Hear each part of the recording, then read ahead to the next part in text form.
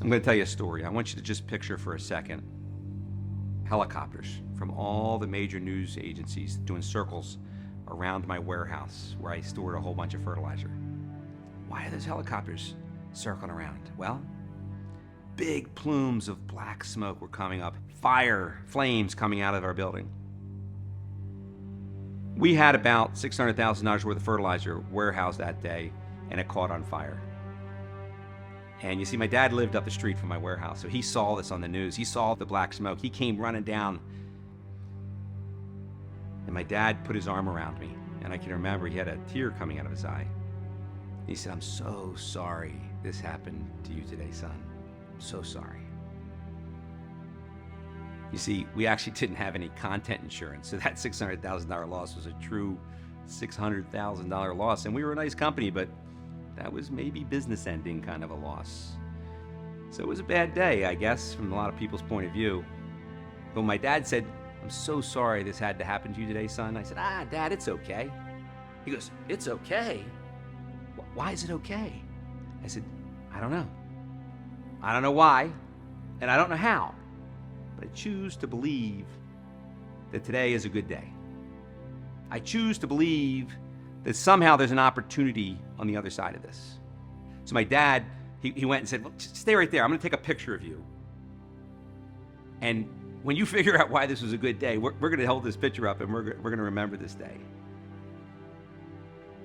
I look at it quite a bit, and it was a good day. Because you know what? Happy Lawn was a chemical fertilizer application business. We were one of the largest polluters to the Chesapeake Bay because we had the largest lawn care company around the Chesapeake Bay watershed, and a whole bunch of nitrates and phosphates from our lawn care applications created green weed-free lawns, but also washed off into the Chesapeake Bay and created phytoplankton, algae blooms, and hypoxia. You know, the very thing I did for fun with my family was fishing and boating, and the very thing I did for a profession negatively impacted the fishing and boating we were doing on the weekends in the Chesapeake Bay. It just wasn't congruent.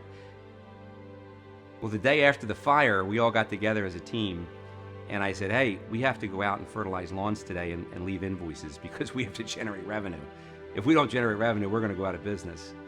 But we don't have any fertilizer. It all burned up." And I had this goofy microbial formula. Maybe it's not ready for prime time, but at least we can look our customers in the eye and say we put down something that helped their lawns. Otherwise, we're going out of business. Well, my team was unanimous in saying, "Let's go ahead and put it down. At least buy us some time until we get back to the traditional chemical stuff." Guess what? The gift of that fire was to put a fire under my ass, to move away from chemical fertilizers, to solve the problems around this goofy microbial stuff that sort of worked but wasn't ready for prime time. It fast-tracked us into a path of using microbes to drive soil health, to reduce fertilizers. It drove us on the path that today is Holganix. It has the ability to have a significant impact on the planet, to help feed the world and clean the world, to allow homeowners to have green grass and blue water together to stop that phytoplankton algae bloom from the fertilizer runoff. It allowed me to be a born-again organic evangelist, which is what I am today. So I am grateful for that fire. But more than for the fire, I'm grateful for the attitude of gratitude that I learned from Brother David Steindl-Rast, which gave me the filter to say, "Dad, I don't know why and I don't know how, but today is a good day."